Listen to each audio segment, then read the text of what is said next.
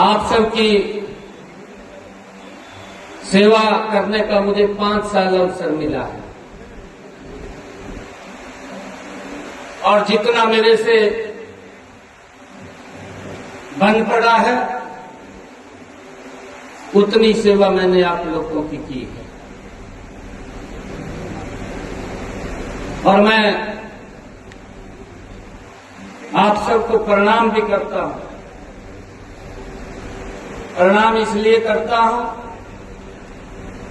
जो आप लोगों का स्नेह, आप लोगों को जो प्यार मिला है वो काबिल तारीफ है। उसको मैं कभी जिंदगी में भूल नहीं सकता है। वो स्नेह और प्यार आप लोगों का मिला है। और मैं आप लोगों को एक विश्वास भी दिलाता हूं, क्योंकि आप लोगों के आशीर्वाद से, सहयोग से, आप लोगों के प्यार से ये कुरुक्षेत्र की अब तक की बड़ी ऐतिहासिक जीत रही है। ये आप लोगों का ही स्नेह और प्यार था। और मैंने कभी भी ये नहीं समझा,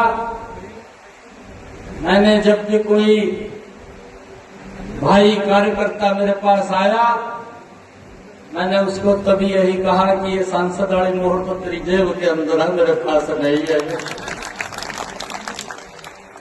इसको जब मर्जी आप यूज कर,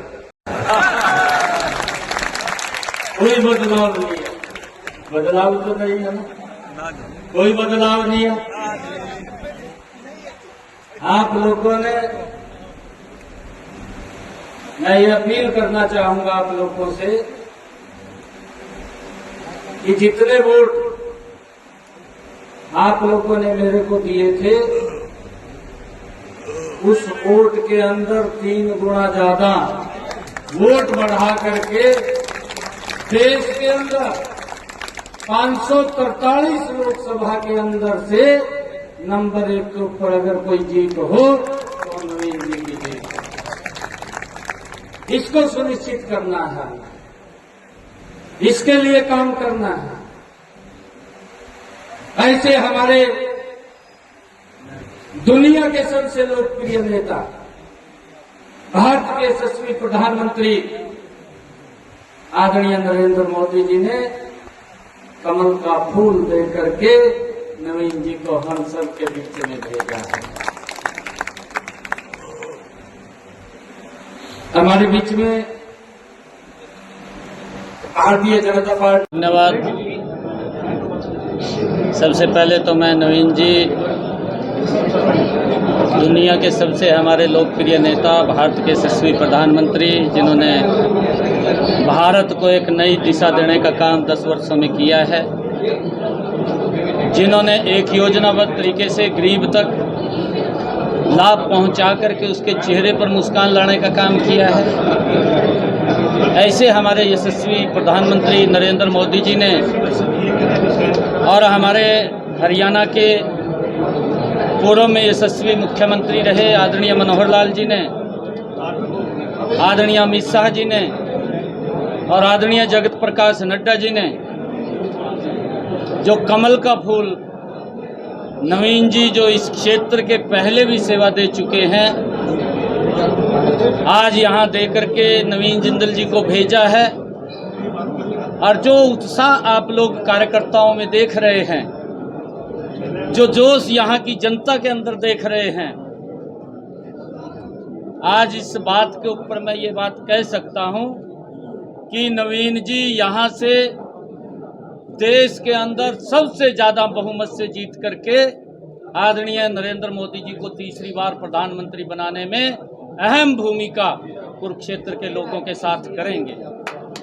मैं बधाई देता हूँ नवीन जी को, क्योंकि बहुत सारे काम नरेंद्र मोदी की सरकार ने किए हैं। चाहे किसानों तक 6,000 रुपये पहुँचाने की बात है, चाहे किसानों को सुरक्षित करने की बात है प्रधानमंत्री फसल बीमा योजना के माध्यम से, चाहे देश के अंदर नरेंद्र मोदी की सरकार ने 4 करोड़ से ज़्यादा आवास गरीब लोगों को बना करके चाबियां सौंपने का लगातार काम कर रहे हैं। चाहे उन बहनों को, माताओं को जिनके घर के अंदर गैस का सिलेंडर कनेक्शन नहीं था, 9.5 करोड़ बहनों के घर के अंदर गैस का कनेक्शन सिलेंडर पहुंचाने की बात है। और चाहे उन माताओं बहनों को जो सूर्य के ढलने का इंतजार करती थी, लगभग 11.5 करोड़ से ज़्यादा शौचालय बना करके देने का कार्य किया है। और चाहे मनोहर लाल जी की जो हरियाणा के अंदर नीतियाँ रही हैं, मनोहर लाल जी ने भी योजनाबद्ध इस डबल इंजन सरकार के अंदर मिलकर के जो काम किए हैं, मुझे खुशी है, मुझे गर्व है इन बातों के ऊपर कि पहले 2014 की से पहले वाली सरकार के अंदर एक बच्चे को नौकरी लेने के लिए दर-दर की ठोकरें खानी पड़ती थी, चक्कर काटने पड़ते थे माँ बाप को, नौकरी नहीं मिलती थी। मनोहर लाल जी ने बिना पर्ची, बिना खर्ची के आज गरीब के बच्चे को भी नौकरी देने का काम वो किया है। इससे एक बड़ा लोगों के अंदर एक जो उत्साह और जो जोश है, युवाओं को भी लगने लगा है कि पहले सरकारें बात नहीं सुनती थी, अब हमारी बात को सुनती हैं। ये जोश भी युवाओं के अंदर है। और आदरणीय मनोहर लाल जी ने योजनाबद्ध तरीके से किसानों को सुरक्षित करने का भी काम किया है। उनको प्रधानमंत्री फसल बीमा योजना के माध्यम से लगातार सुरक्षित करने का काम किया है। मुझे ध्यान में है, कांग्रेस का अगर 10 साल का शासन देखें, मात्र 5668 करोड़ रुपया किसानों को उनकी फसल खराबे का भेजा। मनोहर लाल जी ने इन 9.5 वर्षों के अंदर हमारी सरकार ने 11,000 करोड़ रुपया किसान की अगर फसल का खराबा हुआ है तो उसके खाते के अंदर डायरेक्ट पहुंचाने का काम किया है। चाहे भावांतर भरपाई के माध्यम से किसान को सुरक्षित करने का काम किया है। किस प्रकार का दुष्प्रचार कांग्रेस ने किया था कि एमएसपी बंद हो जाएगा, लगातार नरेंद्र मोदी की सरकार एमएसपी देने का काम किया है।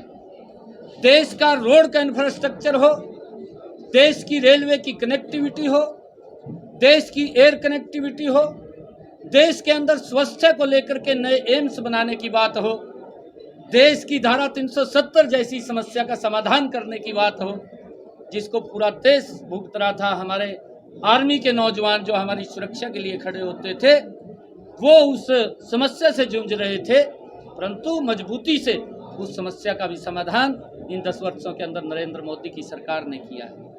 मुझे खुशी है कि जो विकास की एक नई गति नरेंद्र मोदी जी के नेतृत्व में चली है, हरियाणा के लोग उस गति को और गति देते हुए जो प्रधानमंत्री जी का विजन है कि हमने 2047 तक विकसित भारत बनाना है, और उस विकसित भारत के अंदर हरियाणा अपनी प्रमुख भूमिका अदा करेगा। और उसमें अपनी भूमिका अदा करते हुए 10 की 10 लोकसभा की सीटें नरेंद्र मोदी जी के पास भेज करके तीसरी बार प्रधानमंत्री बनाने का काम करेगा। मैं आज नवीन जी को बहुत बहुत बधाई देता हूं, और पूरे कार्यकर्ताओं को आज जो जोश, जो उत्साह देखने को मिला, मैं इसके आधार के ऊपर ये बात कह सकता हूं कि यहाँ से नवीन जिंदल जी बड़े मैंडेट के साथ जीत करके नरेंद्र मोदी जी को तीसरी बार प्रधानमंत्री बनाएंगे। सीएम साहब लोकसभा में क्या कहेंगे? देखिए, कांग्रेस के अंदर डर है, और कांग्रेस के बड़े नेता चुनाव लड़ने से मना भी कर रहे हैं अंदर खाते।